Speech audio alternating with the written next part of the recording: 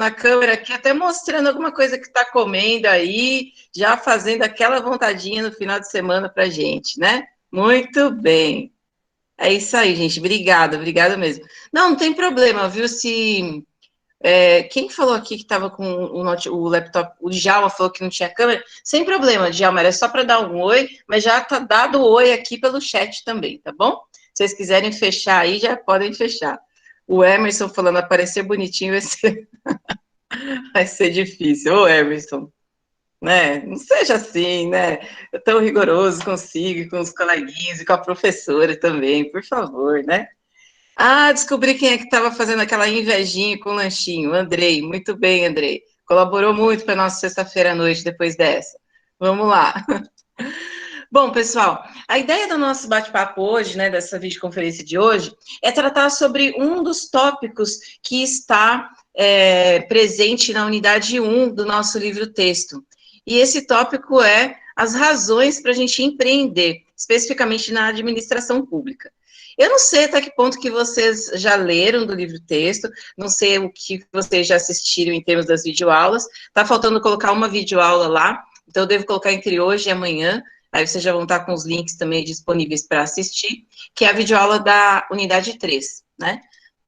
Mas, independente do que vocês já leram, dos conteúdos ou assistiram das videoaulas, eu acho legal a gente falar sobre as razões para se empreender na administração pública, porque nos parece um conceito tão distante da gente, né?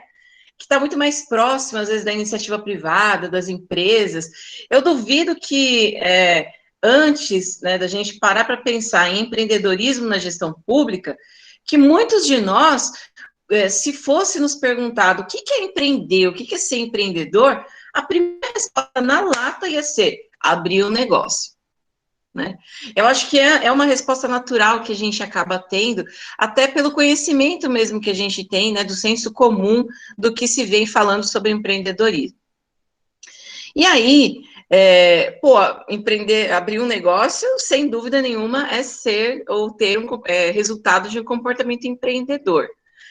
Agora, existem hoje tantas discussões sobre isso, né? Eu ouço às vezes o pessoal falar que determinadas formas ou empregos, digamos assim, o termo empreendedorismo, não faz jus àquilo que é o empreendedorismo de fato, né? E isso se reflete muito pela característica que a gente tem do empreendedorismo aqui no Brasil. Quando a gente para falar sobre conceito, a gente vai entender que, a princípio, o empreendedor, ele se coloca dessa forma a partir de duas motivações. Então, a gente vai ter o empreendedorismo por necessidade e o empreendedorismo por oportunidade. O empreendedorismo por necessidade, ele acaba sendo o empreendedorismo mais observado aqui no Brasil. Em que sentido? Tem muita gente que abre um negócio ou que começa a empreender, mesmo que de maneira informal, porque perdeu o emprego na empresa, no lugar onde estava trabalhando, porque precisa de uma renda extra. Então, assim, está muito ligado a essa, de fato, necessidade que as pessoas têm de sobreviverem, né? Na maioria das vezes de sobrevivência, mas também algumas vezes por incrementar alguma situação que ele vivencie. De repente ele quer fazer alguma coisa, o dinheiro que ele ganha hoje não é suficiente, então ele vai, arruma um biquinho, faz alguma coisa e por aí vai, né? Então o empreendedorismo por necessidade, de fato, é uma tipificação que a gente observa muito aqui no Brasil. Eu acredito que as nossas condições, enquanto país, elas acabam também contribuindo para isso, né? Agora, também tem o empreendedor por oportunidade, ou seja, aquele cara que ele não está precisando fazer aquilo porque ele precisa sobreviver, mas sim porque ele enxergou uma determinada situação como positiva e acredita que ele pode fazer com que aquela situação, com as competências que ele tem, os recursos que ele tem, possam se tornar aí alvo de um empreendimento. E nesse sentido, até possa garantir uma autonomia maior para o indivíduo. Tem tanta gente que trabalha, né, que está em alguma empresa, ou até na administração pública mesmo, que vem e fala para a gente assim, mas o que eu queria mesmo era ter o meu negócio, né? Então, muita gente tem essa perspectiva de ter o seu negócio, quando a gente fala de empreendedorismo por necessidade ou por oportunidade, tá certo? Uma outra coisa legal da gente falar é que muitas vezes as pessoas colocam o empreendedorismo sempre na perspectiva externa. Então, quem é o empreendedor? É o cara que abre uma empresa. Não, não necessariamente. O cara que abre uma empresa é empreendedor, mas você sabia que dá para empreender dentro do próprio local de trabalho, onde você já está? É o que a gente chama de intraempreendedorismo ou empreendedorismo interno, né? Então, significa o quê? Dentro do local onde você está trabalhando, hoje, você buscar novas formas de atuar também significa empreender. Quando você se insere em uma equipe de trabalho, quando você desenvolve um projeto, quando você busca capacitação para melhoria dos seus conhecimentos, quando você, de repente, migra de uma área para outra, você está trabalhando numa área e vai para outra, isso também são formas de empreender. Só que ao invés de abrir um negócio, você está empreendendo dentro da própria organização. Se você for perguntar para mim, professora, você se considera empreendedora? Aí eu vou dizer sim. Empreendedora para abrir um negócio? Não. Nunca tive essa vontade. Nunca. Eu já penso, e é um dos meus objetivos de vida, concretizar uma iniciativa de empreendedorismo social, no sentido de, daqui a algum tempo, né, daqui a alguns anos, conseguir concretizar uma organização não governamental que cuide de vidas em situação de vulnerabilidade, especialmente de crianças e de animais.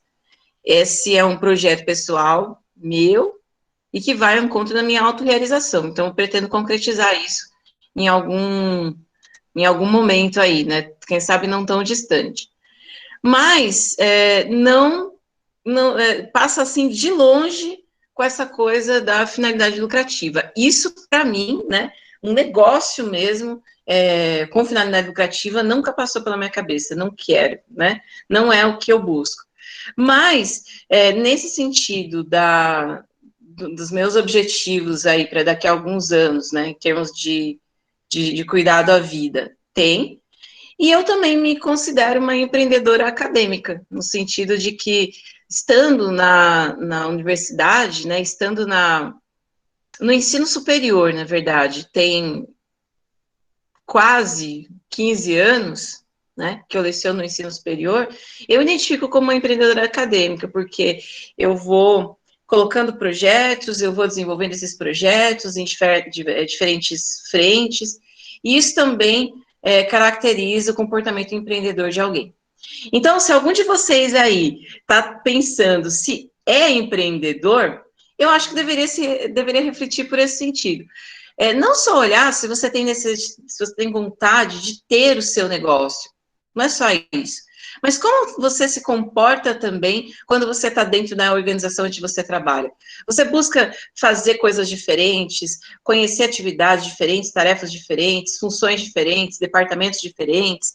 Você busca empreender projetos lá na organização que você trabalha, você busca por qualificação, por capacitação. Se você faz isso, você já tem traços de um comportamento empreendedor. Então, considere-se um empreendedor também. E, de verdade, eu acho que todo mundo que está aí nessa sala, ou nessa sala que a gente está agora tendo a nossa aula, e aqueles que não estão na sala por algum motivo, mas estão no curso, eu acho que tem traço de comportamento empreendedor, sim. Porque vocês não estariam aqui na universidade buscando qualificação se vocês não quisessem algo a mais aí para a vida de vocês. Então, antes mesmo de que vocês me digam como que vocês se veem, eu já tenho essa percepção de vocês acerca do comportamento empreendedor. E aí eu vou jogar a pergunta para vocês, então. E aí, quem se enxerga como empreendedor hoje? Quem enxerga que possui em si traços do comportamento empreendedor? Ou seja, é um cara que busca identificar as oportunidades, quando enxerga uma oportunidade, busca explorar essa oportunidade para desenvolver ações positivas. Quem é que não tem muito medo de arriscar? Porque empreendedor tem um pouco disso, tá? O empreendedor não é aquele cara loucão que faz tudo sem medir o risco. Pelo contrário, o verdadeiro empreendedor é aquele que identifica os riscos e ele age mediante conhecimento desses riscos, ou seja, tem uma ação mediada e controlada, tá certo? E ainda o empreendedor é um ser que não se cansa de aprender. O tempo todo está disposto a aprender, está aberto a aprender, e ele entende, inclusive, que é possível aprender a partir dos seus erros. Alguém se identifica aí com essas características dentro da sala? Alguém se vê dessa forma hoje? Alguém pode responder enquanto eu tomo uma aguinha?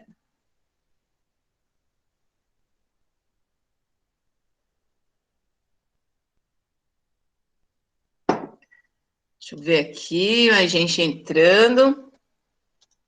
Tem um candidato aqui na resposta aí, né? O Cícero. Aí, Cícero, muito bem, é isso aí, já está fazendo sua autoavaliação, tem algumas dessas características aí, legal. Muito bom. Qual característica, escreve aí, não precisa nem falar. Qual dessas características que eu falei você acha que tem? Ou quais, né? Porque pelo que eu tô vendo aí, acho que você tem mais de uma. Pessoal, aí também, se quiser escrever, pode escrever aí no chat, não precisa nem falar. O pessoal tá tímido, sexta-feira, primeira aula do ano, né? Quer dizer, não sei se é a primeira aula do ano, mas é a primeira aula comigo, né? Ó, o Cícero, busco sempre inovar. É isso aí. Ô, Cícero, vou te contar um negócio, hein? Puxando a sardinha já aí, já que você falou. Você sabe que na teoria econômica, inovação e empreendedorismo sempre andam juntas. Tem um autor da teoria econômica, que é o Schumpeter, que a gente até falou dele na disciplina de inovação, que justamente coloca isso, que é a inovação que move a economia. E quem move a inovação é o empreendedor. Então, inovação e empreendedorismo não existem sozinhas. Sempre estão ali relacionadas, estão juntas. Então, não adianta nada você ter a inovação se você não tem um empreendedor que olha para ela e faz ela acontecer de fato, chegar na mão das pessoas. Então, ótima lembrança que você fez aqui. Eu tive a impressão que alguém abriu o microfone, mas eu não vi quem era. Foi eu. Oi, Larissa, pode falar. Boa noite. Professora, eu tenho vontade de abrir, assim, de empreender, abrir uma empresa e tal. Eu tenho medo, mas, assim, eu já tive a oportunidade eu trabalho desde os 14 anos. Então, eu já trabalhei desde a recepção, do telemarketing, até hoje eu estou na gerência. Então, eu estou tendo uma visão bem ampla de muita coisa. Eu estou estudando bastante, estou aprendendo bastante, mas assim, eu ainda tenho muito medo de arriscar, medo de não dar certo, então eu ainda estou na retaguarda ainda. Bom, Larissa, eu acho que o seu comportamento é um comportamento empreendedor, sem dúvida, e eu vou te dizer por que eu acredito nisso. Primeiro, quando você fala para mim, eu tenho ainda um pouco de medo, de receio, isso é um comportamento do empreendedor, porque empreendedor não é o cara que vai na louca, se joga de cabeça e assim, vão lá e seja o que Deus quiser. Não é assim, não é. Isso não é ser empreendedor, é pelo contrário. Então, esse é um traço teu.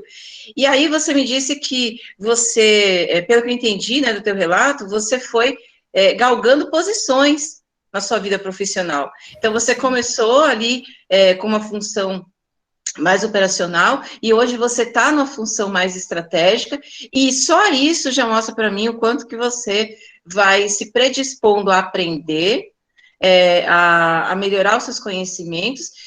E essa vontade aí de subir, de ascender na carreira, é um comportamento empreendedor. Só que aí, nesse caso, a gente está falando do intraempreendedor, do empreendedor interno.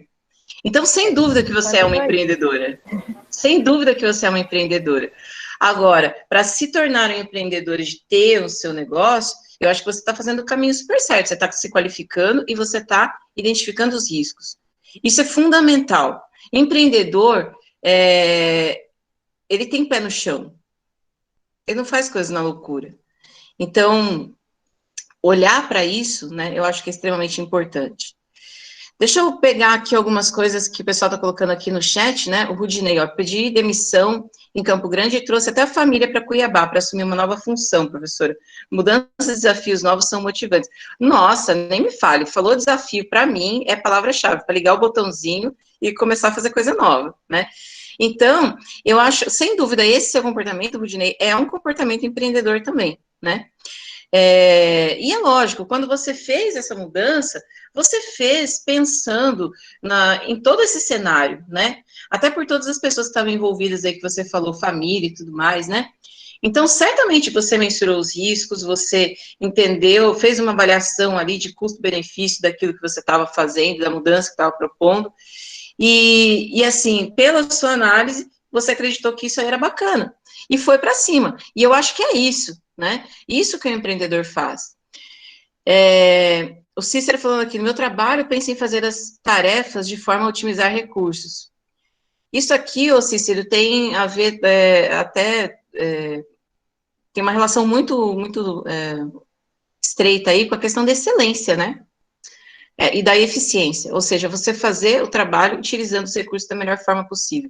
Isso aqui, cara, é o sonho do administrador público, né? Fazer mais com menos, né? E é o que, na verdade, a gente sempre é convidado a fazer, né? O tempo todo na administração pública. E acho que da empresa também é assim, né? Só que a empresa, a cobrança é diferenciada, né? O Emerson falando aqui, eu me vejo assim, sou servidor público federal há 15 anos, já desenvolvi atividades inovadoras na área de licitação e contratos, buscando capacitação e apresentando soluções inovadoras. Ah, Emerson, então você se prepara que eu vou te fazer uma pergunta daqui a pouco, tá? Porque eu já vou entrar no tema da administração do empreendedorismo governamental, e isso que você colocou aqui é um dos exemplos, tá? Então você se prepara. E ó, já enxerguei o perfil empreendedor aí também. O Mauro falando aqui que também é movido por desafios, né? É isso aí, empreendedor é movido por desafios, sem dúvida.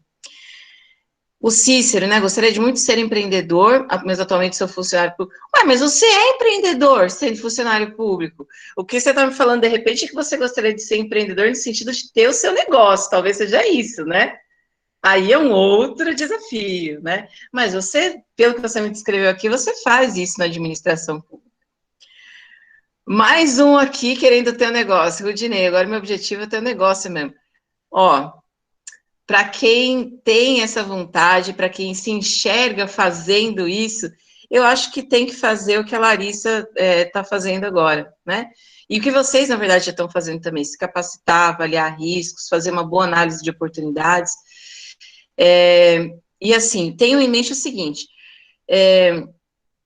hoje a gente tem ferramentas para o empreendedor que são muito diferenciadas daquilo que a gente tinha há alguns anos atrás, né? Deixa eu ver se eu até tenho ele aqui ainda. Ah, tenho, aqui. Vou mostrar para vocês. Não sei se vocês já viram, deixa eu ver se dá para ver aqui, que eu estou sem até a minha imagem, mas dá para ver. Esse livrinho aqui, ó, é da Ernest Young. Não sei se já ouviram falar, Ernest Young é uma consultoria. Ah, professora, nós nunca ouvimos falar, isso é coisa do seu tempo, vai. É verdade, coisa do meu tempo mesmo, confesso.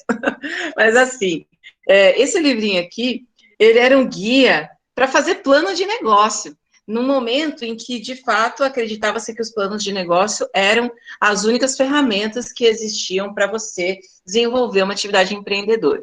E hoje, os estudos do empreendedorismo avançaram e tem outras tantas ferramentas que podem ser e devem ser utilizadas, como o próprio Canvas, né, que é a modelagem de negócio do Osterwalder, que é uma modelagem de negócio, que é uma discussão lá do início dos anos 2000, tá? E depois dessa vieram tantas outras, mas que ajudaram o empreendedor hoje a compreender melhor as suas necessidades e como que ele entrega valor para a sociedade. Antigamente, a gente pensava muito o empreendimento a partir do lucro que você conseguia ter dele. Hoje mudou o foco. Hoje você pensa o empreendimento a partir do valor que você entrega. Então, quando as pessoas perguntam assim, mas como que eu posso começar a pensar em ter um negócio? Eu acho que a primeira pergunta que você tem que se fazer o que você enxerga de problemas na sociedade? E a segunda pergunta, como é que eu resolvo esses problemas? Se você conseguir fazer essas duas perguntas, você consegue definir qual é o seu negócio. Eu acho que essa é a grande sacada que a gente tem hoje, né? E isso, a gente tem, essa sacada serve para a iniciativa privada, mas também serve para o setor público. A Amanda falando aqui, ó, gostei de ampliar minha visão que empreender envolve impacto positivo na vida de outras pessoas. É isso aí, é o que a gente está falando agora, Amanda. Exatamente isso que eu acabei de falar. Hoje a gente tem um exercício dentro do empreendedorismo, não sei se vocês já ouviram falar, que é o mapa da empatia. Já ouviram falar? O mapa da empatia é vamos dizer assim, é uma espécie de análise ambiental, que a gente faz do mercado, e procura identificar quais são as dores da sociedade. O que significa dor? Significa problema, tá? E aí você usa essa figura, né, de linguagem da dor para você dizer o seguinte, o que de fato, quais são os problemas que de fato causam incômodo nas pessoas? O que é que prejudica a qualidade de vida das pessoas? O que mexe com elas ao ponto de, se aparecer alguma solução, elas irem até aquela solução e adquirirem para poder resolver seu problema? E aí você faz o mapa da empatia pensando justamente dessa forma. Quais são as dores das pessoas? Quais são as dores da sociedade? E a partir da identificação dessas dores, você usa o Canvas para tentar enxergar ou propor as soluções para essas dores, os remédios para essas dores, tá certo? E aí você vai avaliar até que ponto essas soluções, esses remédios conseguem resolver os problemas. Então, o início do pensamento empreendedor para um negócio da iniciativa privada, eu entendo que seja esse. Pelo menos esse é o caminho que eu sugiro para as empresas que eu dou mentoria na incubadora aqui da UFMS, para outras experiências de mentoria que eu tive como mentora, né, que eu tive antes de vir para a UFMS, é sempre essa discussão que eu tento levar aí para o pessoal, né, essa reflexão aí. Agora, isso a gente está falando de negócio, né? E na administração pública, o que leva o administrador público a empreender? E aí eu gostaria de mostrar aí para vocês uns slides que eu preparei aqui, coisa bem rapidinha, só para a gente poder contextualizar a conversa, tá? E aí no meio deles eu vou parando também para a gente voltar aqui para a telinha para poder discutir. Então vou compartilhar a tela aqui com vocês um pouquinho. Cadê? Peraí. Deixa eu compartilhar a janela aqui. Então vamos lá. Como eu não estou vendo vocês aí, eu vou precisar que alguém ou Vera ou a Sara, me fala aí, abre o microfone só para falar se está aparecendo, tá? Por favor. Está aparecendo sim, professor. Está sim. Muito obrigada. Está aparecendo sim. Legal, obrigada. Então, vamos lá. Eu vou tocando aqui um pouquinho, depois eu volto para a tela de novo, daí a gente volta para cá e vai fazendo esse bate-bola. Então, por que o administrador público empreende, né? E aí vem a temática daquilo que a gente está colocando aí, dessa introdução toda, depois que eu fiz aqui sobre empreendedorismo. Então, vamos tentar entender um pouco as razões para entender na administração pública. Não sei se vocês conhecem, já ouviram falar do GEM, né? O que significa? O General Entrepreneurship Monitor. Essa é uma pesquisa que é feita há 20 anos em vários países do mundo, inclusive no Brasil. Essa pesquisa, ela dá conta de entender o perfil empreendedor das pessoas de um determinado país, tá certo? E aqui a gente tem alguns dados que mostram para a gente a grandiosidade desse levantamento, porque muitas vezes o pessoal fica, mas essa pesquisa, muita gente respondeu, não respondeu, será que reflete mesmo a realidade? Então, para vocês terem ideia, né, por ano, são mais de 200 mil entrevistas que são feitas aqui só aqui no Brasil, tá? Mais de 100 países já participaram desse levantamento, e mais de 500 especialistas em empreendedorismo são consultados para avaliar os resultados dessa pesquisa, tá? A distribuição dessas informações, ela é feita com a participação de mais de 300 instituições, envolve, e aí a gente está colocando aí tanto instituições de pesquisa só, quanto instituições acadêmicas. E ela é patrocinada por mais de 200 instituições, porque pesquisa precisa de dinheiro, inclusive as pesquisas de cunho mais social. Então, tem aí os empreendedores, não, os patrocinadores, que também ajudam com a construção desse trabalho e depois a divulgação das informações. Depois eu coloco, a gente vai deixar essa aula gravada também, mas eu coloco o link aqui para vocês, quem tiver curiosidade, quem alavanca essa iniciativa aqui no Brasil é o Instituto Brasileiro de Qualidade e Produtividade, tá? Então, é legal, depois, quem tiver interesse, acessar aí para ver os dados. O último dado que a gente tem dessa pesquisa é 2019, o dado de 2020 ainda não saiu, tá? Então, o que eu vou mostrar para vocês agora é um pouquinho dos dados dessa pesquisa em relação a 2019, óbvio que vai ter um efeito pandemia aí em 2020, mas isso aí, quando saírem os resultados, a gente pode voltar até a olhar de novo. Agora, de acordo com o resultado de 2019, o que a gente tem aqui, né? Nessa primeira tabela, a gente tem o percentual dos empreendedores iniciais, segundo as motivações para iniciar um novo negócio. O que significa isso? Por que as pessoas empreendem, tá?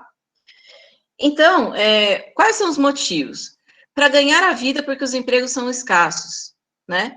88,4%. Para fazer a diferença no mundo, 51,4%. Para construir uma grande riqueza, uma renda muito alta, 36%, 37%. E para continuar uma tradição familiar, 26,6%. Ah, professor, por que isso aqui não soma 100? Porque, na verdade, aqui a gente não está... a pesquisa, ela não divide ali todos os motivos, né, para compor um único índice, tá? Mas ela enxerga aí, por exemplo, quanto que cada um deles tem, como cada um deles se comporta em relação aos demais.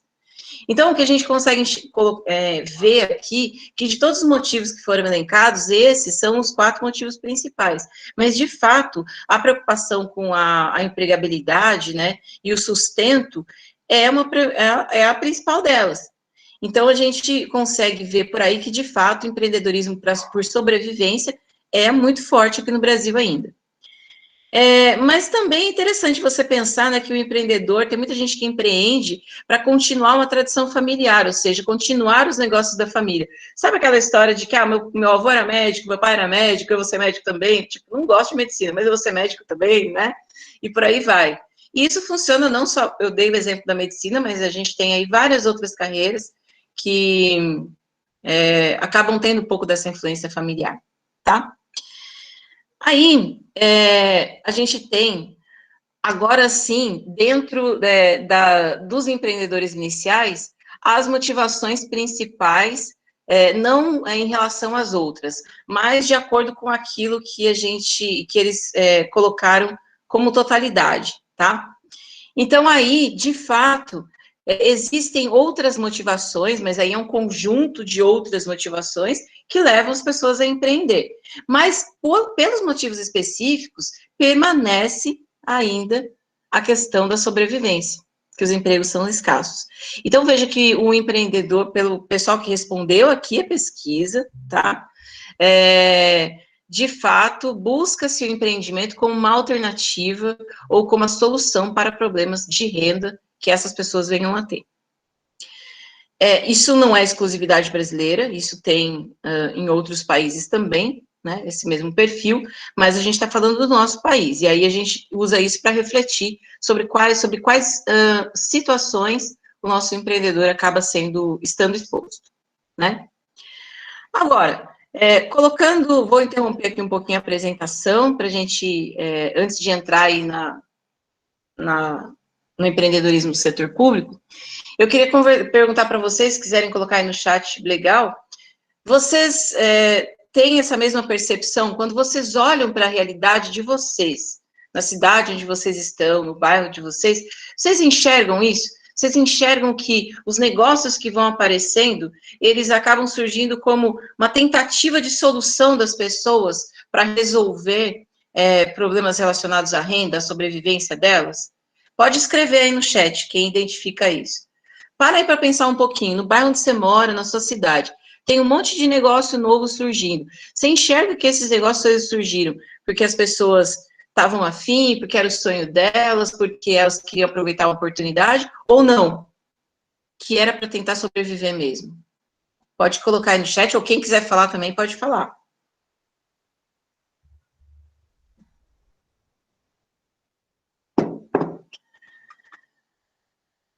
Verdade, Udinei. Muitas vezes até desesperadas mesmo, principalmente nesse contexto de Covid, né? Olha, gente, tomei água, até babei aqui. Mas, principalmente nesse contexto de Covid, né? Eu acho que quando a gente perdendo o emprego, né? E tentando encontrar no empreendedorismo uma solução, né? A Amanda falando sim, aqui surgiram inúmeros pequenos negócios devido à pandemia, né? Eu acredito que na maioria por sobrevivência financeira. Sim, vejo que condiz com a pesquisa. Tem algum de vocês aí que enxergou, eu acho que vai ser difícil, mas vai que tem alguém. Tem algum de vocês aí que enxergou algum empreendedor nos últimos tempos aí, abrindo seu negócio, que não tivesse motivação financeira para a sobrevivência? Se tem alguém, coloca aqui no chat, porque é realmente uma curiosidade que eu tenho, tá? A Cris falando aqui, na verdade, o que percebo, é que muitos conhecidos abriram um negócio próprio para deixar de ser subordinado, virar seu próprio patrão. Mas eu acho que tem muito disso também, né? Eu não sei se, assim, no contexto da pandemia, a motivação foi exatamente essa, mas eu acho que essa é uma grande motivação, independente do tempo, né, que a gente esteja vivendo. Muita gente, de fato, pensa mesmo em... você sabe que eu tenho conhecidos que falam até o seguinte, tô cansado de trabalhar em empresa, porque tudo que a gente vai fazer, os caras não aceitam sugestão, não aceitam de melhoria. Pelo menos aqui na minha empresa eu vou fazer do jeito que eu acho que tem que ser, do jeito que eu penso, né? Eu ouço muita gente falando isso também, né? E eu acho que tem um pouco a ver com esse seu comentário aqui, ô Cris. O Mário falando aqui pela própria sobrevivência, né? A Amanda falando que não conhece. Eu também, olha, não conheço, tá? Não conheço. O Emerson, é perceptível que uma grande quantidade de negócios são abertos com base em uma onda ou moda. Vide barbearias e açaiterias em grande quantidade pela cidade. Barbearia, e engraçado que as barbearias, vocês já repararam que elas têm, inclusive, o mesmo, parece que assim, a mesma comunicação visual, inclusive, usam cores muito semelhantes, usam símbolos muito semelhantes, é curioso, né? E assim, não sei se realmente tem essa. Aí são os homens que poderiam falar melhor pra gente, né? Se tem mesmo essa identificação, né? Açaí teria tudo bem, meu. Açaí é roxo, lilás, é alguma coisa assim, né? Tudo bem usar o roxo e lilás na cor do negócio do açaí. Tem aí uma identificação, mas as barbearias tem muita coisa, assim, é preto, né? Caveirinha, sempre gira em torno desse mesmo modelo de comunicação. Aí eu não sei se os homens podem dar uma explicação para isso, se isso aí é relevante aí para eles. Eu gostaria de saber, tenho curiosidade, viu? A motivação da maioria parte da dificuldade financeira, verdade, talvez, né? É o que a pesquisa mostra, pelo menos aqui, né? Vejo, pelo menos aqui na Avenida Bandeirantes, que com a pandemia, lanchonetes fecharam, principalmente por causa das restrições. Agora, o que mais tem é o pessoal com isopor, tem até o horário, todo o tipo, rapaz, do salgado, do doce, ainda muito de sobrevivência. Então, você vê, Gabriela, esse tipo de ação, né, é uma ação que provavelmente está no campo da informalidade, que pode ser formalizada, por exemplo, por um MEI, né, e que, inclusive, dá para as pessoas a possibilidade aí de recolher a sua contribuição e isso ser contabilizado depois para a aposentadoria dela, mas num momento como a gente vive hoje, as pessoas estão mesmo preocupadas em obter o sustento, e acho que depois vem essa outra preocupação, né, da formalização até, tentando se virar, né, de fato. Jactan, para mim, alguns são para ter liberdade financeira, outros por necessidade, alguns que continuam com comércio de família, empreendendo, trazendo criatividade ao comércio da família, isso. Se bem que, ó, gente, negócio familiar é complicado, né, porque muitas vezes, dentro da própria família, você não consegue ali encontrar um consenso para implementar mudanças, modificações, né. Rudinei aqui falando, um amigo criou um sistema, um aplicativo, né, de telemedicina e um site de notícias exclusiva da saúde, surfou. Tá vendo, ó? A telemedicina, inclusive, é um negócio que está super em discussão agora, né, porque tem aí o pessoal, inclusive dos conselhos, né, regionais, federal, aí, que tem uma ala que é contra, uma ala que é a favor, e é uma discussão aí que, sinceramente, eu não tenho competência para fazer, tá, porque parte aí da questão da aplicação da medicina mesmo, né, e os profissionais médicos que criticam e também aqueles que apoiam devem ter ambos os seus motivos aí, né? Mas, na verdade, é que a gente está observando muitos negócios, de fato, presenciais mudando migrando para o digital, né? Eu acho que a medicina é um deles. Creio que seja para atrair um tipo específico de clientes, a Amanda falando, né? Voltado com essa ideia, ou nicho de mercado. Foi o que disse o marido dela. O marido dela tá assistindo na sala, então manda um abraço aí para ele. Fala que isso que ele falou tem a ver sim, tá? Eu acho que tem. Só que assim, nesse caso que ele está falando, eu acho que é mais empreendedorismo por oportunidade até do que por necessidade, tá, Amanda?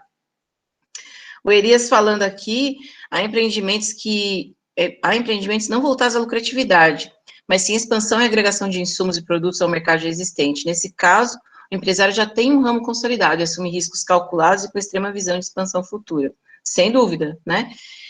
Isso daqui... Mas, assim, quando você fala não voltados para a lucratividade, eu acho que aí tem as duas... Eu acho que tem as duas pontas também, né? Tem o negócio social, que é uma coisa diferenciada, e talvez aquilo que você esteja falando, se não for, você me corrige, tá, Elias? Que são negócios que estão integrados na cadeia de valor de um negócio já existente. Então, por exemplo, eu produzo, bala de coco, né? E aí, o que eu faço? Além da bala de coco, o que eu preciso ter de insumo ali? Eu preciso ter, de repente, papelzinho para enrolar bala de coco, enfim, esses outros insumos, eles estão agregados ali, fazem parte da cadeia de valor. E aí, muitas vezes, as empresas vão se colocando, né, em novos negócios para atender as suas próprias demandas, tá? Isso chama integração vertical, tá? É uma estratégia de crescimento. Não sei se é isso, tá, que você colocou, se não for, você me corrige. A Amanda falando aqui que tá assistindo, é isso aí. Então, seja bem-vindo, viu, marido da Amanda. Obrigado por assistir a gente. Bom, vou compartilhar a tela aqui de novo, para a gente voltar para o questionamento da questão da administração pública, tá certo? Então, deixa eu colocar aqui... Opa, eu sempre erro nesse negocinho aqui, vamos lá. Bora. Bom, então, assim, voltando o nosso olhar agora para o setor público. Então, por que é que eu vou empreender no setor público? E aí a gente tem alguns motivos, né? A questão da corrupção. E aqui, olha, gente, na boa, a gente não está centrando... Isso aqui a gente não consegue nem centrar a discussão no Brasil. Porque todos esses itens que a gente está colocando aqui são preocupações da administração pública de todos os países do mundo inteiro, né? É lógico que tem a nossa característica local aqui, mas isso acontece no mundo todo, em maior ou menor escala, de formas diferentes, mas acontece, né? Então, assim, no setor público, tem algumas motivações, né, para se empreender. A questão da corrupção, então, como que a gente consegue ter mecanismos de controle mais eficientes para combater a corrupção, corte de gastos, que é uma coisa recorrente, não só no setor público, mas no setor privado também. Então, quanto mais passa o tempo, maior é a cobrança por você otimizar os recursos que estão lá existentes. A gente sabe né, que principalmente no caso do setor público, a gente tem, recurso é limitado, né, em qualquer organização, recurso é limitado, mas no setor público, ele é limitado e ele vem sofrendo decréscimos ao longo do tempo. E é natural que sofra do ponto de vista que, demograficamente, o país está mudando, e economicamente o país também está mudando, né? Então, mudanças na arrecadação, elas contemplam esse universo de mudança. Existe, de fato, uma crise de confiança instalada, né, acerca do comportamento das pessoas públicas, ao comportamento dos políticos, como que a administração pública consegue lidar com isso sem misturar uma coisa com a outra, né? Então, quanto mais informação, mais transparência a gente dá para as pessoas, maior é a confiança que ela acaba exercendo no tipo de instituição. A necessidade de excelência nos serviços prestados, então, cada vez prestar melhores serviços, quaisquer que sejam, educação, saúde, que são os principais aí, como a gente vai ver agora aqui na sequência, tá? Mas levar esses serviços não só a serem prestados, mas serem prestados com excelência, atrair investimentos, e isso aqui é uma coisa interessante, inclusive do ponto de vista da administração pública municipal, dado que aos municípios foi conferida uma certa autonomia não, né? Uma autonomia a partir da Constituição de 1988, que colocam o município numa posição mais confortável em termos de atrair investimentos e ter também autonomia para tomada de decisão em algumas situações, em várias, aliás, e melhorar a arrecadação. Então, buscar formas de identificar, formas de poder fazer com que a arrecadação também tenha outras características. Então, acho que aqui, por si só, já tem bastante motivo para empreender no setor público, né? E aí, eu queria contar para vocês um pouquinho de uma dessas iniciativas de empreendedorismo no setor público, que é o caso da Brasil Lab. Não sei se alguém já ouviu falar da Brasil Lab, mas é um hub de inovação no setor público. O que é um hub de inovação? É um local, digamos assim, né, entre aspas eu estou colocando, porque você não precisa ter necessariamente um local físico para isso acontecer. Mas é um local onde se concentram iniciativas de inovação, nesse caso, de inovação no setor público, tá? Nesse ano, a Brasil Lab fez um Demo Day. O que é um Demo Day? É um dia no qual você tem ali uma série de empresas que se inscreveram antecipadamente, tá? Para concorrer e obter aí a mentoria, os investimentos de patrocinadores, de pessoas que estão interessadas em investir nesses negócios.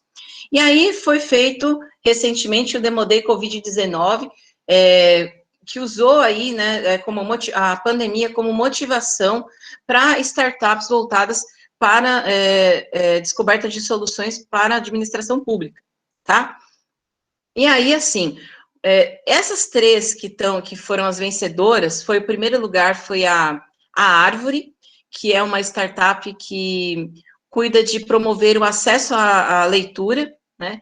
Então, tem mais de 35 mil títulos disponibilizados, né, na solução que eles propuseram. Aí, o segundo lugar ficou com o Shopping do Cidadão, que é uma solução que é focada para fazer o atendimento ao cidadão, fazendo essa conexão entre o cidadão e o poder público, e no meio estão os serviços prestados, tá, pelo poder público. E a Jovem Gênios, que utiliza de uma estratégia de inteligência artificial para gamificar o aprendizado no ensino fundamental. Então, essas são as três vencedoras aí, né, nesse Demo Day do Covid-19, e você vai entender que a partir dessas três vencedoras, primeiro, segundo, terceiro lugar, que a pandemia revelou necessidades de empreender na gestão pública em alguns setores muito específicos. E quais são esses setores? Educação, saúde e atendimento ao cidadão. Olha que legal, né? Mas, se você for ver lá dentro da Brasil Lab, você vai ter outras soluções que estão sendo desenvolvidas para administração pública. Então, tem solução tem empresa, startup lá, que está trabalhando com regularização e legalização de produtos de origem animal. Isso aqui é uma super oportunidade, um super negócio bacana para agricultor familiar, né, que quer ali registrar os seus produtos, mas aí tem toda aquela burocracia que não é de todo ruim, tá? A burocracia, ela tem uma função específica na administração pública, que as pessoas só falam mal da burocracia, mas ela tem uma função muito benéfica, né? Mas, enfim, nesse caso dos agricultores familiares, muitas vezes eles não têm nem acesso à informação. E aí, tem dificuldade para acessar aí os sistemas, as formas de começar a fazer isso. Então, essa startup, ela se propõe a fazer esse trabalho de uma forma mais acessível, mais fácil para o produtor rural. Tem startup que cuida de informações para desempenho de estudantes, olha aí, solução para educação de novo. Startup voltada para cotação de preço, sabe, para trabalhar. Quem foi que me falou aí de que trabalhava com licitação? Ai, não estou com o chat aberto agora e não lembro também o nome do aluno que falou. Mas eu até falei assim, ó, então você se prepara que eu vou falar de você aí daqui a pouco, né? É isso aí, ó. Startup voltada para você fazer os processos de licitação e cotação de preços, tá? Eu ouvi o barulhinho aqui que caiu alguma coisa no chat, mas como eu não estou vendo, eu vou ficar devendo a resposta aí, tá? Professor, ele falou que é o Emerson que trabalha. Obrigada, viu? Ô, Emerson, é você mesmo, viu, indivíduo, cidadão, olha, tá vendo, ó, tá bom de você abrir um negócio desse aí também, ó, já tem iniciativa caminhando, viu? Tem também empreendimentos voltados, isso aqui é um negócio super, super importante, ó, canais de comunicação do governo com os cidadãos, né? Não só por causa da pandemia, mas principalmente por causa da governança e da transparência, né?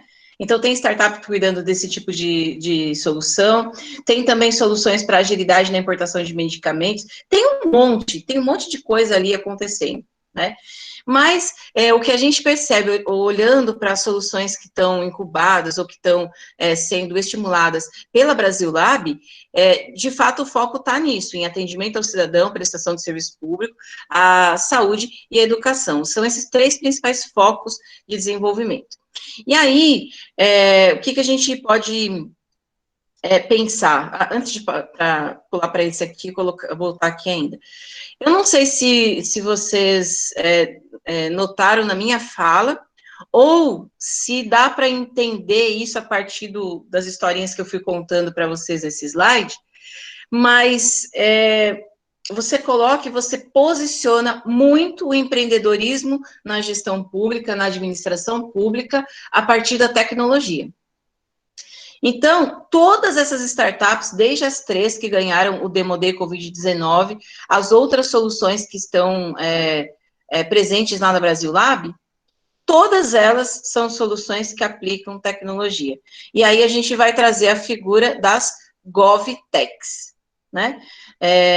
Das soluções de tecnologia para o governo. Startups que usam tecnologia para solucionar ou propor soluções para a administração pública, tá? E aí a gente fica se perguntando, o que essas startups ganham, né? Porque governo sempre vai ter aquela coisa, a dificuldade da licitação, e aí tem toda aqueles procedimentos para você receber quando você presta o serviço e tal.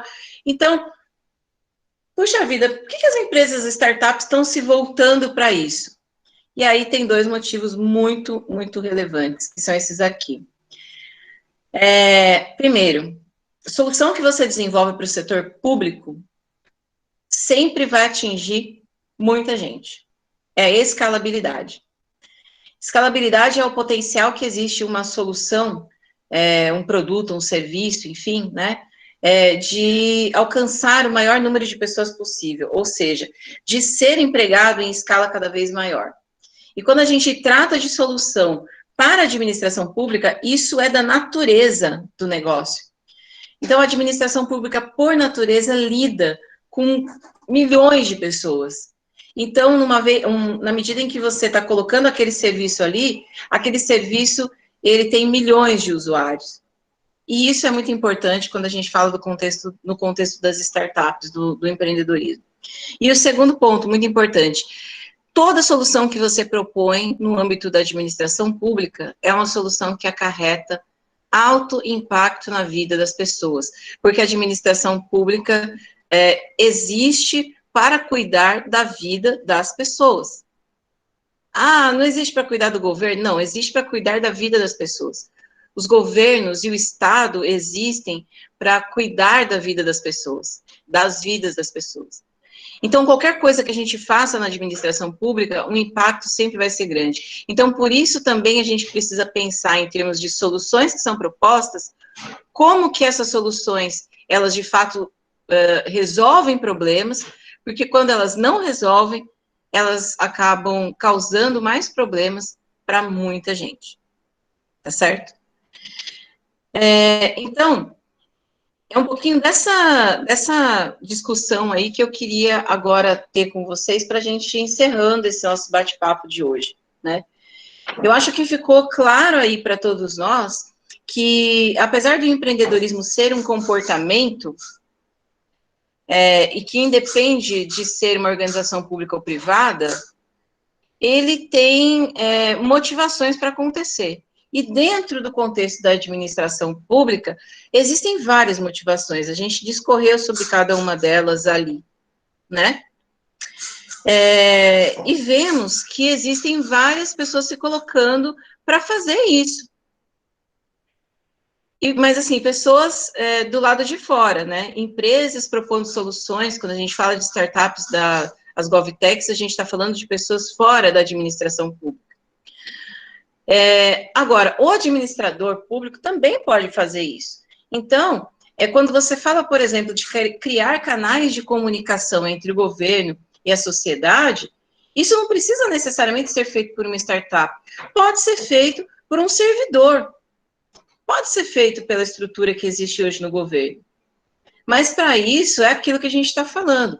O servidor, o órgão público, ele também tem que ter essas características que conduzem ao comportamento empreendedor. Identificar oportunidades, explorá-las, mediar os riscos, se capacitar para fazer as coisas acontecerem, utilizar modelos, ferramentas, né? Então, a gente precisa parar para pensar até que ponto que os administradores públicos e que nós, né, vocês que estão aí se formando em administração pública, também estão desenvolvendo esse comportamento empreendedor em vocês.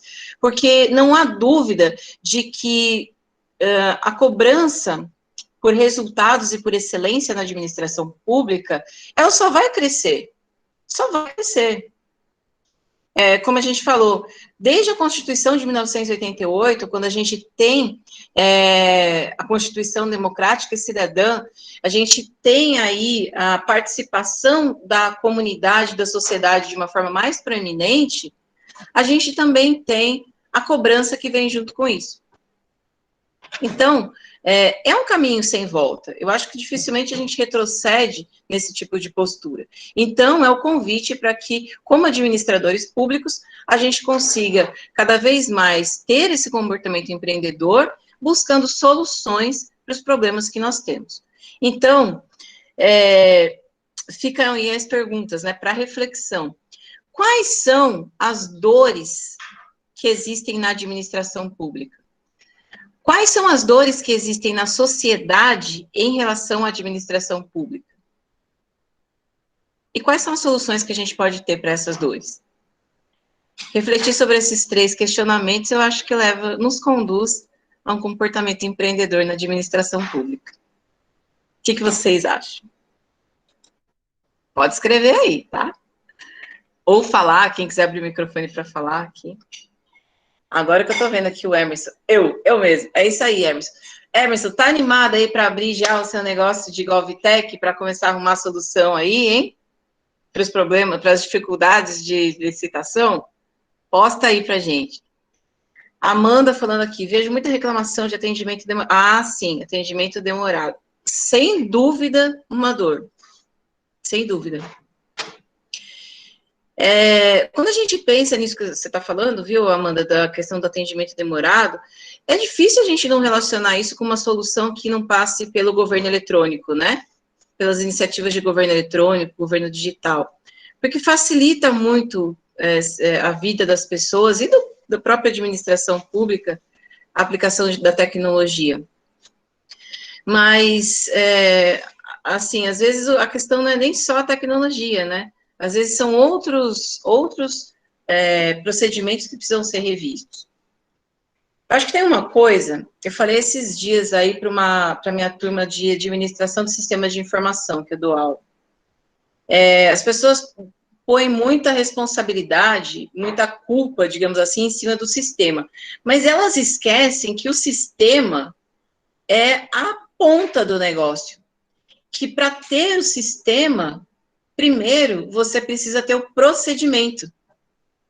E se o procedimento não está bem descrito, o sistema também vai refletir essas falhas. Então, muitas vezes as pessoas falam, mas o sistema é muita coisa para preencher, muito clique para fazer e tal, o sistema é muito burocrático, aumenta a burocracia. Gente, na verdade, não é o sistema que faz isso, o sistema só reflete o processo. Então, se ali tem alguma coisa que está a mais, você tem que voltar para o processo para olhar e eliminar as falhas de processo, tá? De procedimento, para que aí o sistema reflita isso também. Então, não dá para a gente ficar jogando a culpa no computador toda vez, né? A gente precisa olhar quem está atrás do computador, entender como que isso pode ser melhorado atrás dele, né? Para depois chegar ali na frente do sistema. A Vanessa colocando aqui, se colocar no lugar do outro, já é um bom começo. É empatia, né, Vanessa? Empatia. Eu acho que, na medida em que a gente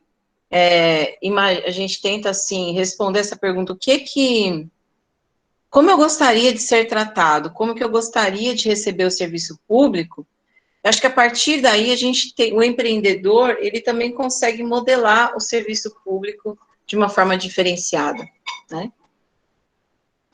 Mauro aqui colocando, simplificar os processos. Você vê que, assim, é um pouco da questão da burocracia, que eu falei agora há pouco, né, o Mauro. De fato, burocracia é uma coisa que, né, às vezes a gente fica ali mesmo, toma tempo, a gente muitas vezes não entende porque um processo é desse jeito ou daquele jeito, mas existe o outro lado da burocracia, né? Muitas vezes, os procedimentos que são colocados ali, eles são procedimentos que estão ali justamente para coibir alguns tipos de fraude, né? Também tem esse lado. Imagine assim, se os processos, na medida em que a gente vai simplificando os processos, não simplificando, eu usei mal a palavra, mas à medida em que a gente vai facilitando os processos, a gente também vai abrindo precedente para que alguns maus procedimentos se realizem ali. Então, é difícil encontrar a medida certa, né? O quanto que eu tenho que ser burocrático? Difícil, né? Porque ao mesmo tempo a gente quer simplificar, como o Mauro está colocando aqui, né?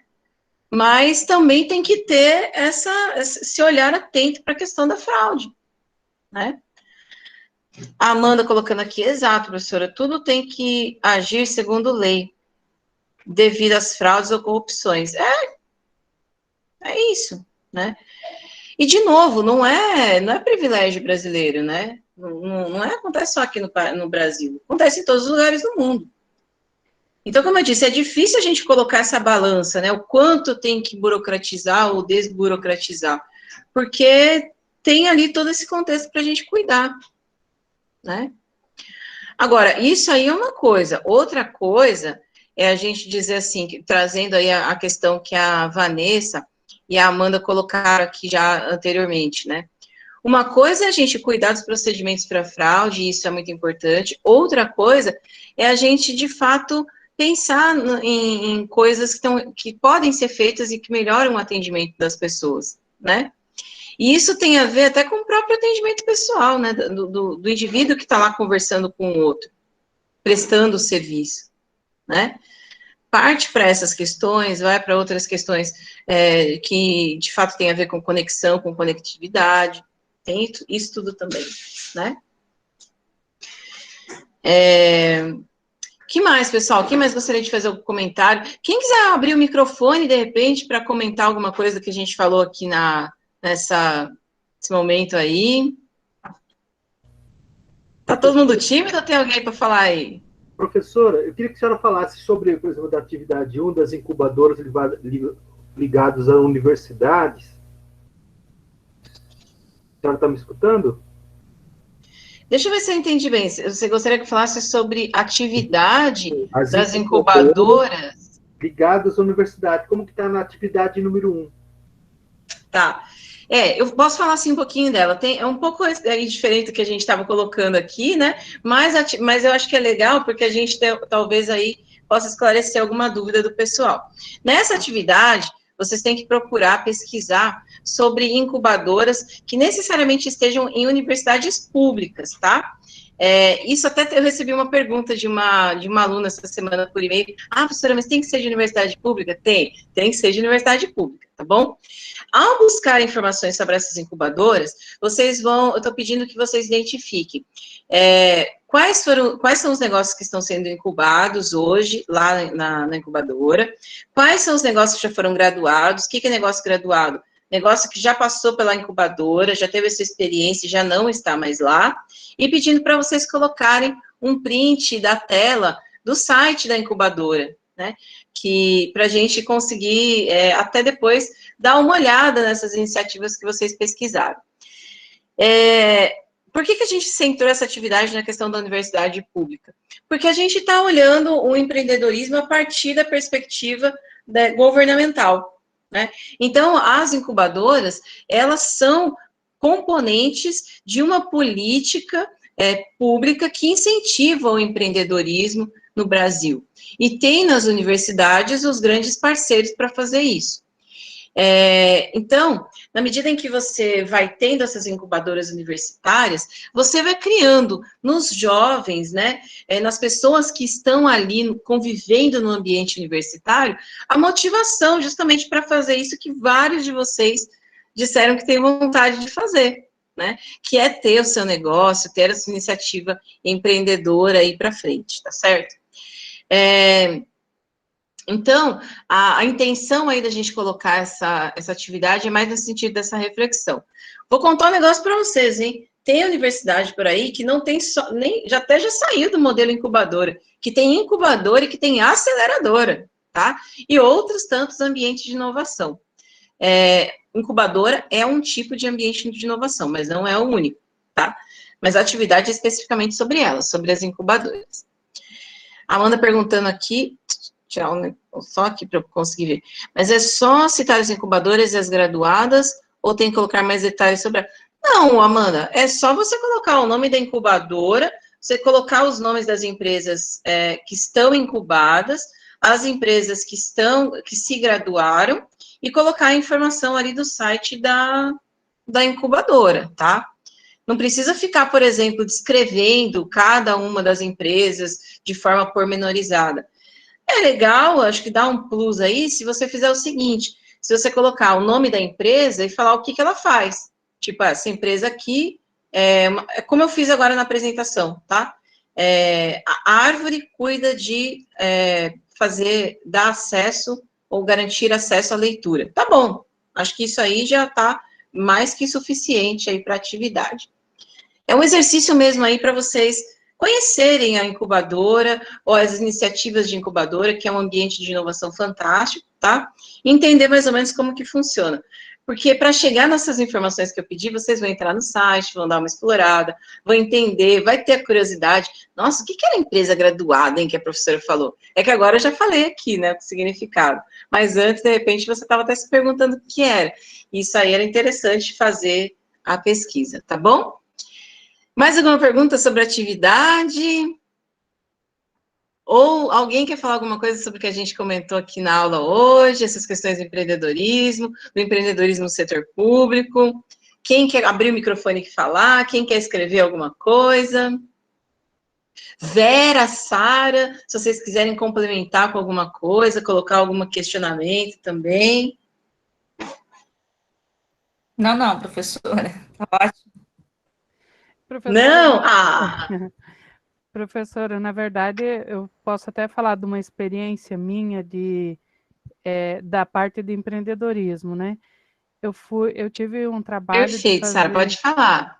de fazer uma palestra sobre empreendedorismo.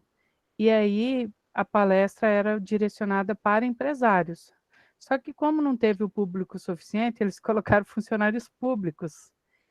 E Ah, assim, na hora lá eu tive que pensar em alguns artifícios, porque geralmente o funcionário público ele não pensa em sair do serviço para poder atuar como empresário. Apesar que eu já conheço 2 que saíram, né? Eram concursados e tudo, desistir do concurso para se tornar empresários. E aí, assim, mas foi muito legal porque eu consegui ainda passar para eles como foi falado aqui, o intraempreendedor público, não é? Do uhum. órgão público. Então, eu tive que mudar a minha estratégia da palestra para direcionar para o órgão público. E aí eu também ressaltei que muitas vezes na aposentadoria deles, depois eles resolvem abrir um negócio. Então, Aham. assim, é muito legal. Na hora que a gente fala do empreendedorismo, intraempreendedor e todas as possibilidades, como a professora falou desde o começo, a pessoa pensa que empreendedor é só aquele que abre uma empresa. E, na verdade, não. Nós temos o intraempreendedor, tanto dentro do órgão público como do órgão privado, que tem pessoas como a aluna aqui colocou o exemplo dela, né? Ela começou no setor, hoje ela é gerente, então ela tem um perfil de intraempreendedor. E isso é ótimo. Parabéns aí, professora, sua aula foi ótima. Ai, Sara, obrigada. Adorei ouvir a tua experiência, viu? Você vê, esse comportamento da Sara é comportamento de empreendedor, viu? Porque o empreendedor também tem essa característica de acontecer um negócio, peraí, 1, 2, 3, 4, 5, 6, 7, 8, 9, 10, respirou, vamos buscar a solução, né? Eu acho que isso também é um comportamento que os empreendedores acabam desenvolvendo, né? Ô, Sara, eu vou aproveitar teu comentário para a gente até fazer uma parte aí sobre a questão do empreendedorismo, né? No serviço público, a gente não vai ter isso muito evidente, porque o servidor público, ele vai trabalhando, aí vai chegando a época da aposentadoria dele, ele já vai ali se organizando em relação a isso, né? Ele vai ter depois, ele vai se aposentar, e aí alguns deles, como você colocou, muitas vezes, não quero ficar em casa, quero fazer alguma outra coisa, ou até quero completar a renda, né? E aí parte para o empreendimento, né? Mas você sabe que aqui no Brasil a gente está vivendo uma situação que tende a se acentuar, principalmente na iniciativa privada, que eu acredito que vocês já devem ter ouvido falar do termo, ageísmo. Ageísmo. O que é o ageísmo? Ele é, assim, de uma forma mais, digamos, simplificada, né? Ele significa aí o preconceito que vai se construindo em cima do idoso no mercado de trabalho, tá? Então, o que acontece? A gente vem observando que à medida que as pessoas, na iniciativa privada, à medida que as pessoas elas vão ganhando mais idade, né, elas estão ali na empresa, estão trabalhando, estão fazendo suas atividades, mas elas acabam sofrendo com esse ganho de experiência, né?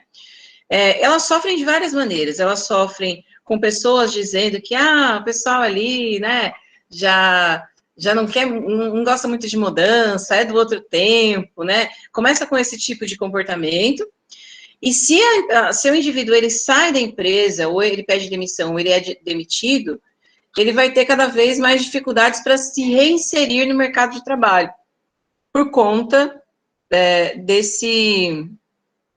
do ageísmo, né? E aí, o que acontece? Que muitos desses indivíduos, eles vão partir para o empreendedorismo por conta de não conseguirem se inserir no mercado de trabalho. E a gente tem observado que isso não é algo que está ali 65, 70 anos. Isso aí está descendo. Cada vez indivíduos com menos idade vão se colocando nessas situações.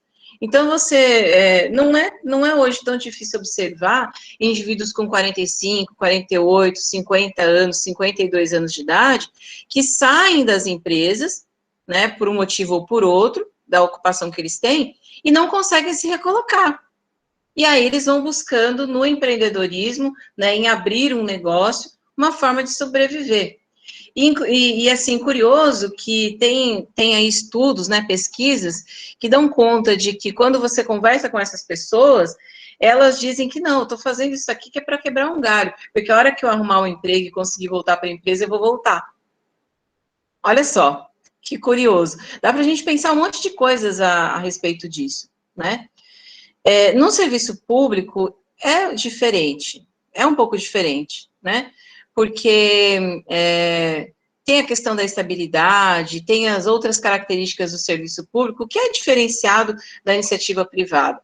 Mas, talvez, em algum momento, essa condição, ela também chegue a ser refletida no serviço público.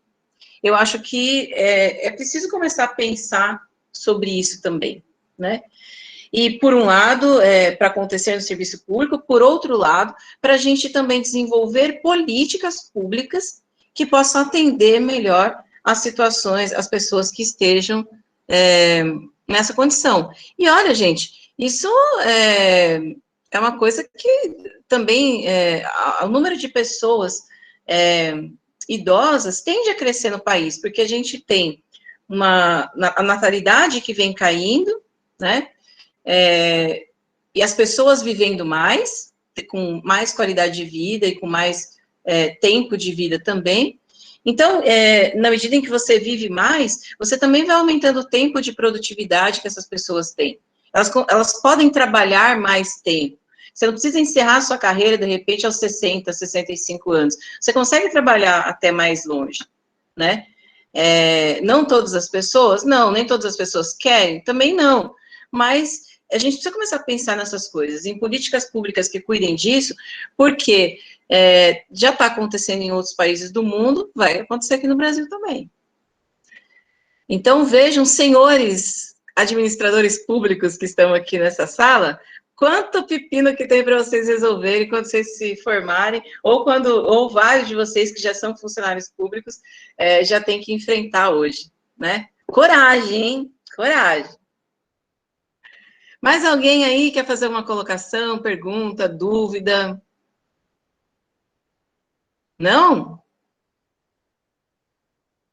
Ó, vou contar até 3 de novo, hein? Se eu contar até 3 e a timidez operar, a gente já vai encerrando por aqui. 1, 2, 3. Não.